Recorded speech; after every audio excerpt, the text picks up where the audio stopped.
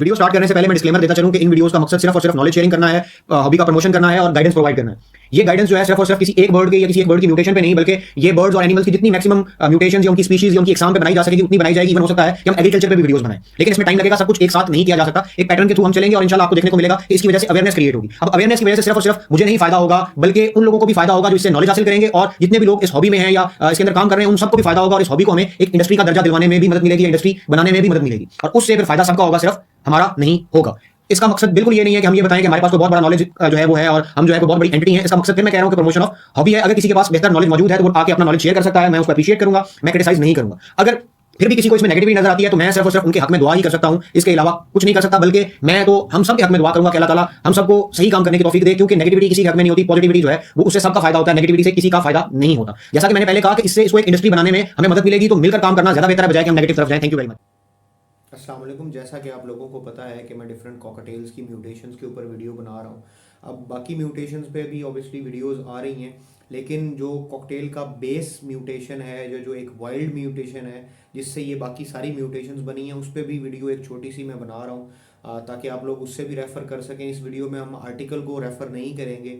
जो मुझे वर्बली थोड़ी बहुत चीज़ें पता हैं, उसमें अगर कोई मिस्टेक हो जाए या कोई चीज़ मिस आउट हो जाए तो आप नाराज़ मत होइएगा। और हो सकता है इसमें मैं कुछ पॉइंट्स में थोड़ा सा डिफ़ाइन करते हुए जो है वो टाइम भी लूँ, क्योंकि कुछ चीज़ें ऐसी हैं जो मुझे ख़ास तौर पे प्रोनाउंस करते हुए या जहन में लाते हुए उसमें टाइम भी लग सकता है। तो आज की वीडियो हम स्टार्ट करते हैं। आज की म्यूटेशन जो है वो नॉर्मल ग्रे या कॉमन ग्रे है।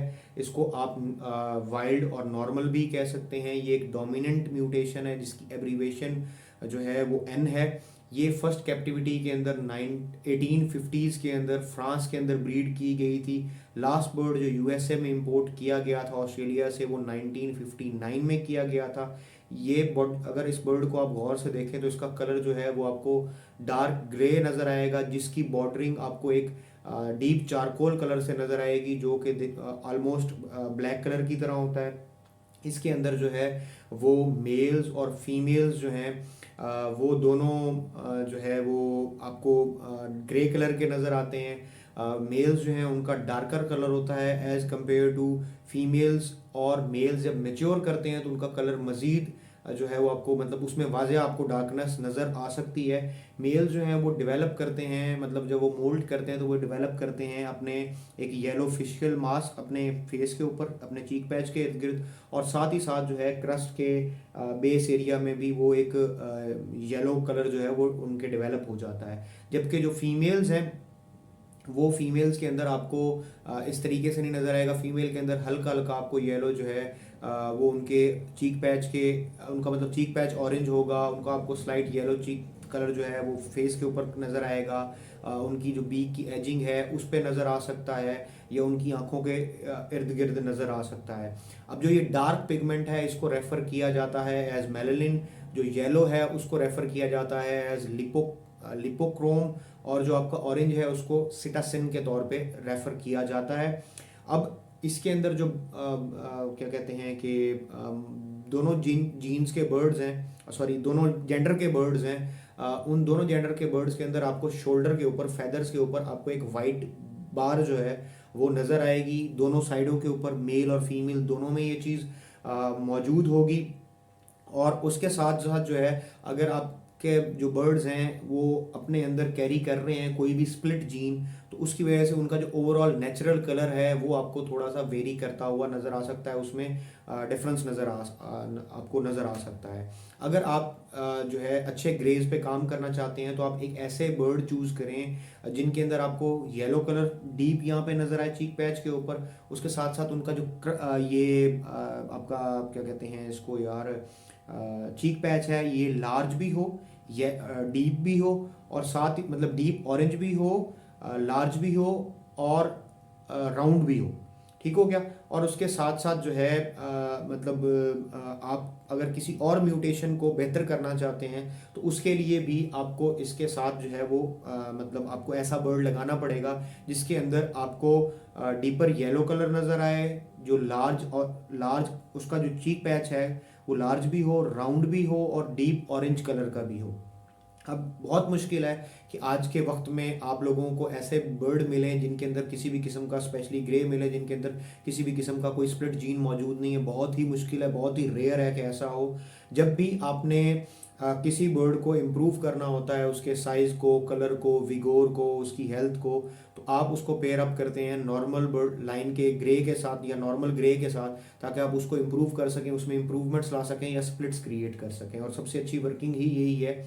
उसके अलावा अगर देखा जाए तो कुछ ऐसे स्प्लिट्स के साइंस हैं जो ग्रे के अंदर आपको देखने को मिल सकते हैं। उन साइंस के अंदर मैं कुछ साइंस जो है वो डिफाइन करूंगा, जैसे कि अगर वो पर्ल या वाइट फेस का स्प्लिट है तो आपको यहाँ पे चीक पैच की बैक साइड पे एक वाइट लाइनिंग नज़र आ सकती है, वाइट एक क्रीसेंट सा नज़र आ सकता है। उसके अलावा पर्ल होने की वजह से कहीं ना कहीं पर्ल का कोई स्पॉट, या फीमेल्स के अंदर या चेस्ट के ऊपर जो है आपको येलो येलो लाइंस छोटी छोटी नज़र आ सकती हैं, जिससे आप जज कर सकते हैं कि ये पर्ल का स्प्लिट है। साथ ही साथ अगर वो सिनेमन का है तो उसके अंदर स्पेशली मेल्स के अंदर आपको थोड़ा सा ब्राउन रिश वॉश, इवन फीमेल्स के अंदर भी नज़र आ सकता है, मेल्स के अंदर आपको ज़्यादा वाज़ह नज़र आएगा। और अगर वो मतलब एमरल्ड का भी है तो एक चॉकलेटी ब्राउन सा कलर जो है वो बैक साइड पे आपको नज़र आ सकता है। उसके साथ साथ अगर वो पाइड का स्प्लिट है तो आपको उसके किसी ना किसी जगह पे एक पाइड का स्पॉट नज़र आएगा, specially back of the head या नेप ऑफ द नेक, जो बैक साइड पे होती है हेड के, उस पे आपको नज़र आएगा, जिससे आपको ये पता चल सकेगा कि ये स्प्लिट जीन अपने अंदर कैरी कर सकते हैं। अब जो मेल्स हैं ये स्प्लिट हो सकते हैं दोनों मतलब जीन्स के, रिसेसिव के भी और सेक्स लिंक के भी। लेकिन फीमेल्स जो हैं वो सिर्फ और सिर्फ रिसेसिव की स्प्लिट्स हो सकती हैं, सेक्स लिंक की स्प्लिट नहीं हो सकती। और डोमिनेंट के अंदर तो ऑब्वियसली कोई स्प्लिट नहीं होता। तो जब आपने स्प्लिट को मूव आउट करना होता है, इसमें बहुत ज़्यादा टाइम लग जाता है, या बाहर निकालना होता है उसे, या इसको वर्कआउट करना होता है, उसमें बहुत ज़्यादा टाइम लग जाता है। क्योंकि मेल्स जो हैं वो सेक्स लिंक का भी कैरी करते हैं, रिसेसिव का भी कैरी करते हैं। फीमेल्स हाँ, क्योंकि सेक्स लिंक का नहीं कैरी कर रही होती, तो फीमेल्स को यूज़ करके आप सेक्स लिंक को रिमूव कर सकते हैं। और मेल्स के अंदर फिर भी रिसेसिव और सेक्स लिंक दोनों के चल रहे होते हैं, तो आप सॉरी मुझे फिर से टिकार आया कि आप उसको रिमूव कर सकते हैं, लेकिन एक टाइम लगेगा। तो ये थी आज की, शायद उतनी लंबी वीडियो नहीं होगी जितनी दूसरी म्यूटेशंस पे बन गई है या बनेगी, लेकिन ये एक बेस म्यूटेशन है जिस पे वीडियो बनाना ज़रूरी था। आज मैं आर्टिकल को भी रेफ़र नहीं करूँगा, जैसा मैंने पहले भी कहा, क्योंकि मुझे नहीं लगता कि आज हमें आर्टिकल को रेफ़र करने की ज़रूरत है। ये कुछ चीज़ें थी जो मैंने आपको डिफ़ाइन कर दी हैं, और ये मैं पहले भी डिफ़ाइन कर चुका हूँ। जो हमने पहली वीडियो बनाई थी कॉकटेल के, उसके अंदर, तो आई थिंक सो इसमें कोई ख़ास ऐसी बात नहीं है।